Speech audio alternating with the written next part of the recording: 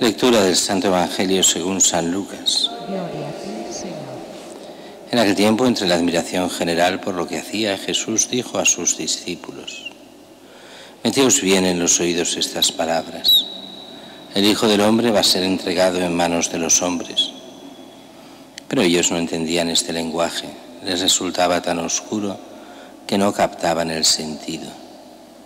Y les daba miedo preguntarle sobre el asunto. Palabra del Señor. Gloria, Señor Jesús. El Evangelio de hoy, que es continuación del que ayer no vimos, y el de ayer acababa diciendo Jesús: el Hijo del Hombre tiene que padecer mucho, ser desechado por los ancianos, sumos sacerdotes y escribas, ser ejecutado y resucitar al tercer día. Y después de este trozo, pues hemos leído lo que venía hoy. Y dice que ellos no entendían este lenguaje. Y en el fondo nos pasa a veces lo mismo a nosotros. Cuando uno piensa en la fe, piensa, y más sobre todo los ateos están convencidos de que los cristianos se hacen cristianos para no tener problemas, para que todo les vaya bien.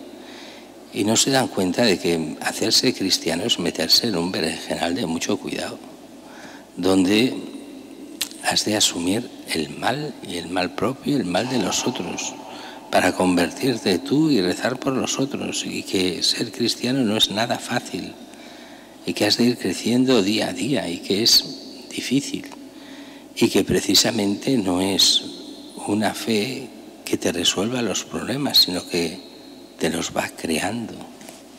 Cada vez más problemas porque entras en la salvación de Cristo y entras en llevar la cruz. Los ateos piensan que el ser cristiano es precisamente desentenderse de los problemas, poniendo la fe en una cosa que no existe. El ser cristiano es toda otra cosa en realidad. Es creer en Cristo, confiar en Él, saber que es el Hijo de Dios, seguirlo y llevar la cruz que Él nos da. Una cruz que tiene sus momentos buenos y sus momentos duros y difíciles. Y sabemos que Dios nos da la gracia suficiente para poder ser fieles hasta el final. Pero hemos de poner de nuestra parte. Y eso de ¿cómo? Pero si nosotros, como les pasaba a los apóstoles, vamos a seguir a Cristo. En Cristo está el poder de Dios. Cristo es el nuevo David. Él será el rey de Israel. Nosotros seremos los ministros del rey. Ocuparemos los mejores puestos. Todos nos envidiarán. No lo decían así, pero iba por ahí. Acordaos la madre de los Zebedeos: Señor, quiero que mis hijos se sienten uno a tu derecha y otro a tu izquierda. O sea, que sean los primeros ministros de tu reino. No sabéis lo que pedís. Y eso es lo que pasa muchas veces. Desde fuera, incluso desde que cuando se empieza a ser cristiano, no se sabe lo que se pide. No se conoce realmente a Cristo. Y cuesta seguirlo, porque nos hace llevar su cruz. Y esa cruz, y eso lo hemos explicado muchas veces, pero está en todos los santos, esa cruz que muchas veces viene del pecado de los demás, o sea, del pecado de los no cristianos, pero muchas veces viene del pecado de los cristianos mismos. Es esa persecución que tenían todos los santos, que se llama la persecución de los buenos, de aquellos que son buena gente en teoría. Digo en teoría porque muchos de los buenos no son tan buenos. Y parecen buenos, y parece que es, pero no. Detrás hay muchos intereses ocultos a veces que no nos damos ni cuenta. Y a veces mejor que ni los sepamos para no escandalizarnos, porque ya tenemos suficientes escándalos. Pero sabemos que en medio de los escándalos de toda la Iglesia hay frutos de santidad también, y muchos. Y ahí está la vida de todos los santos, de todos los mártires, desde el principio hasta hoy. Es lo mismo que pasa con San Jerónimo. La gente dice, es un santo. Bueno, sí, es un santo, lo era. Pero tuvo que sufrir mucho para llegar a ser santo. En este caso, por cómo era él. ¿Habéis visto la persona de más mal genio del mundo? Pues ese era San Jerónimo. Persona de muy mal genio y además de los que tenía un tipo de corrección fraterna tan dura que la gente se ofendía.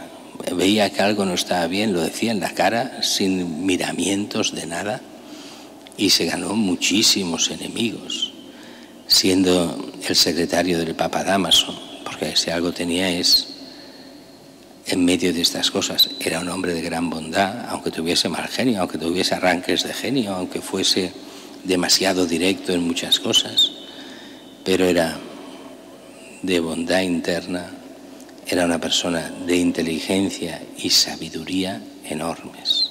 Por eso doctor de la Iglesia, de los que sabía bien la Escritura y los de que se fue por eso a vivir a Tierra Santa para estudiar con los rabinos el hebreo antiguo, para poder hacer la mejor traducción posible del Antiguo Testamento. Estudió muchísimo, pero fue padre espiritual de muchísima gente. De hecho, mucha gente de Roma se fue a vivir con él y hicieron 4 monasterios en Tierra Santa. Es verdad que él, aquello que creía de verdad, pues era beligerante, era duro a veces, pero a veces había que serlo. Tan duro que a veces que estuvieron a punto de excomulgarle algunos obispos y tuvo de hecho le prohibieron durante un tiempo poder entrar en Belén, en el santuario de Belén y en Nazaret, porque consideraban que era un hereje. No lo era, defendía la fe, pero también fue perseguido por los enemigos de la fe o los falsos amigos de la fe, que también los hay. Eso lo vemos también ahora, muchos responsables de la fe, pero es que ha pasado toda la vida, han atacado a los que realmente defendían la fe y no a otros. Por eso que pasa a Jesús pasará también a sus discípulos. El Hijo del Hombre va a ser entregado en manos de los hombres. Bien, les pasó eso a todos los apóstoles.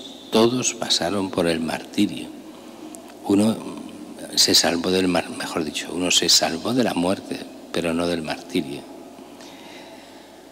Pidamos a Dios que nos haga entender estas cosas, que nos haga vivir en cristiano y ser fuertes a los ojos de Dios.